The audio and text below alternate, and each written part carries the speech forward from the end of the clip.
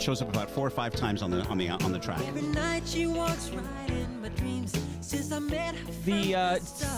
Vocalize it. Can you vocalize it? That little thing at the very top. It shows up a couple more times in the song. So do you appear in the credits for the album Thriller? Oh, I wish. Okay. No, I was an intern for David Foster, so it's a mixed blessing of thank you, David Foster, for introducing me to L.A. and David Foster, why didn't you put my credits on the album? I am credited on Keyboard Magazine. Rob talked about that, and I think at the time Keyboard was talking about how they used 8 keyboardists on Thriller, which at the time was unbelievable that had that many keyboard people involved, and I guess technically I'm the 8th one. So this song, if you look it up later on, there's a song by Lionel. Was it on Lionel Richie's album? No, it was on someone else's, Al Jarreau's album. And it's a song called Mornin'. And it's based on an instrumental track that David Foster was playing.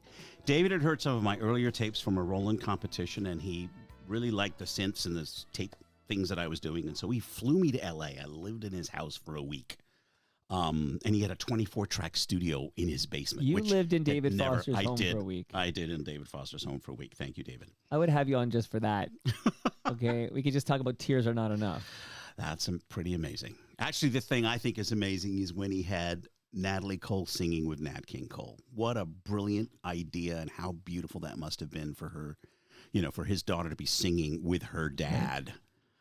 Through the magic of tape. I thought that he's an amazing guy. He's absolutely amazing guy. But this little effect was actually meant for another song. And, when you're in a studio and you got to quickly come up with something to please, Quincy, he just grabbed this from that. It's a sample, I guess, if you will. They tried to recreate it, but they didn't know what the synth was. So they just used that. I can tell you now officially it is a Jupiter 8 synth.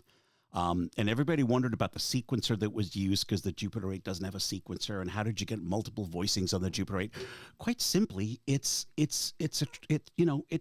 pair of notes. I just basically played a major triad chromatically coming down.